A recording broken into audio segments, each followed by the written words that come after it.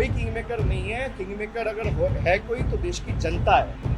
किसी का कोई हैसियत नहीं है। मैं फिर से कह रहा हूँ, किसी को अच्छा लगे किसी को बुरा लगे, लोगों ने जिसको मैंडेट दिया है, जो जाके ईवीएम दबाया है, बीजेपी के ये तानाशाह के खिलाफ, राइस के खिलाफ, बेरोजगारी के खिलाफ, कम्युनल डिविसिव पॉलिटिक्स के खिलाफ जवाब दिया है, वो हर एक गरीब आदमी देश का नागरिक किंग मेकर है। कोई आदमी कोई राजनेता किंग मेकर नहीं।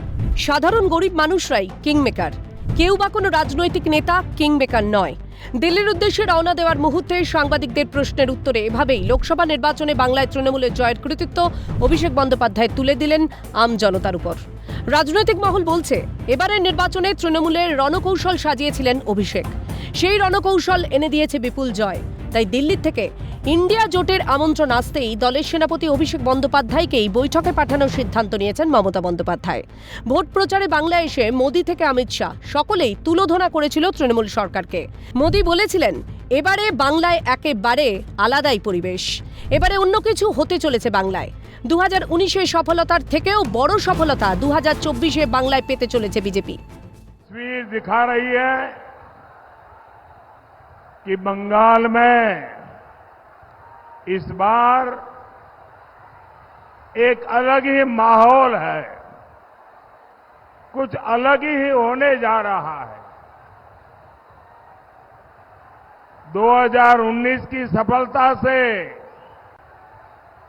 कहीं ज्यादा बड़ी सफलता इस बार भाजपा को मिलने जा रही है। অমিত শাহ দৃঢ়তার সঙ্গে বলেছিলেন, এবারে বিজেপি 24 থেকে 30টা সিট পাবেই। उनकी खुद की सरकार में उनकी कार्यपद्धति और भतीजे को तवज्जो देने के कारण ढेर सारा असंतोष हम देख रहे हैं। जनता का जनादेश अपने आप में बहुत महत्वपूर्ण चीज होती है।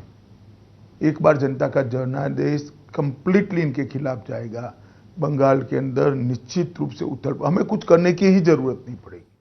मैं अभी भी मेरी बात पर कायम हूं, हम 24 से 30 सीट जीतेंगे और निश्चित रूप से बंगाल की जनता इस बार बहुमत सीट नरेंद्र मोदी जी को देने जा रही है। কথা রাখতে পারেননি মোদি বা অমিত শাহ। জনাদেশ অন্য কথা বলেছে। বিজেপি এবারে রাজ্যে 12টা সিট পেয়েছে। সবুজ ঝড়ে কার্যত ফিকে হয়ে গেছে গেরুয়া শিবির। রাজ্যে বিজেপিকে ধরাশায়ী করার পর তৃণমূলের সর্বভারতীয় সাধারণ সম্পাদক ও রেকর্ড ভোটে জেতা ডায়মন্ড হারবারের তৃণমূল প্রার্থী মোদি ও অমিত শাহের এই মন্তব্যগুলির জবাব দিতে ভুললেন না। তিনি বললেন, যারা এক মাস আগেও বাংলায় প্রচারে এসে বলেছিল বিজেপি 30 আসন পাবে, তৃণমূল সরকার থাকবে না, এখন তাদের সরকার গঠন নিয়েই উঠছে প্রশ্ন। एक महीना पहले यही बीजेपी के लोग आके बंगाल के लोगों को कह रहे थे कि 30 सीट जिताओ, Didi's government will not survive, Mamata ji का गवर्नमेंट खुश हो जाएगा। अभी आप जितने पत्रकार खड़े हैं, आप मेरे से उल्टा पूछ रहे हैं क्या एनडीए का गवर्नमेंट सर्वाइव करेगा? तो never estimate the power of the ordinary citizen और द कॉमन मैन। आपका सवाल में ही आपका जवाब है। आपकी बार 400 पार का जो नारा है उसका क्या हुआ, पहले पूछ लीजिए, फिर स्वेरिंग इन का पूछना।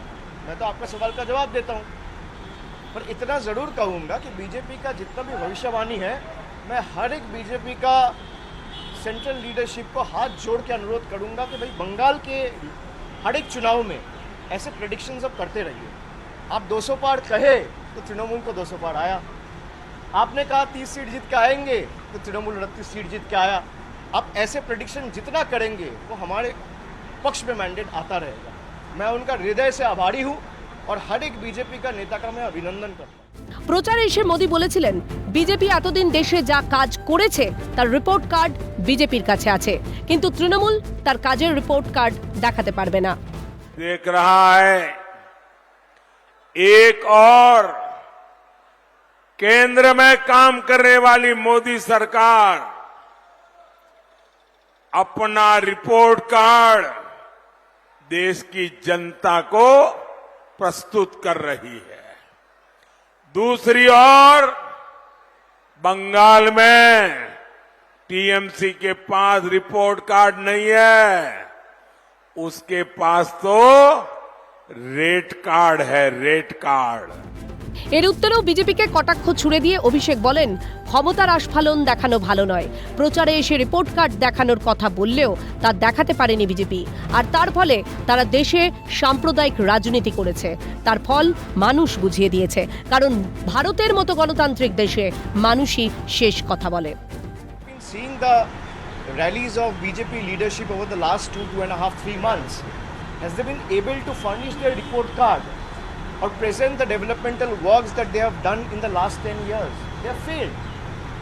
And that is why they have resorted to this divisive communal politics time and again. তবে ইন্ডি জোটের বৈঠকে যোগ দেওয়ার আগে বৈঠক নিয়ে কিছু বলতে চাননি অভিষেক। সবার সঙ্গে আলোচনা করে যা স্থির হবে তা তিনি কলকাতায় ফিরে জানাবেন বলেই জানিয়েছেন তৃণমূলের সেকেন্ড ইন কমান্ড। सबको आने दीजिए, आज दिल्ली पहुंचने दीजिए, उसके बाद जब बैठक होगी, आमने सामने बातचीत होगी, तभी कुछ बता पाएंगे। তবে দিল্লি উড়ে যাওয়ার আগে বিজেপিকে খোঁচা দিয়ে বলেন, ফলাফল দেখে একটা কথাই বলবো, রাম আয়া ইনসাফ আয়া। आता है कि भाई जनता का आक्रोश किस लेवल तक बीजेपी के खिलाफ है। मैं मार्जिन पे तो ज़्यादा टिप्पणी नहीं करना चाहूँगा, पर जिस राम मंदिर को आप पोल एजेंडा बना के कश्मीर से लेके कन्याकुमारी तक हर एक आदमी के पास गए कि भाई राम मंदिर ने हमने बनाया और राम का प्रतिष्ठा बीजेपी ने किया। भाई भगवान का प्रतिष्ठा एक इंसान कैसे कर सकता है? कोई कर सकता है क्या? मेरे में क्षमता है कि मैं भगवान का प्रतिष्ठा करूं? ये यही दिखाता है कि जहां पे उन्होंने राम मंदिर प्रतिष्ठा किया, उसी लोकसभा क्षेत्र से बीजेपी की हार हुई। मैं तो इतना ही कहूंगा, प्रभु राम आया तो इंसाफ आया। অভিষেকের কথা ধরেই বলতে হয়, সময় কথা বলবে। সময় বলবে দিল্লির লড়াইয়ের ব্যাটন দলের সেনাপতির হাতে তুলে দেওয়ার পর তৃণমূলের সেনাপতির হাত ধরে সর্বভারতীয় রাজনীতিতে কতটা প্রভাব বিস্তার করতে পারে তৃণমূল কংগ্রেস। সময় কথা বলবে, মানুষের উপর ছাড়ুন না। ক্যালকাটা নিউজ।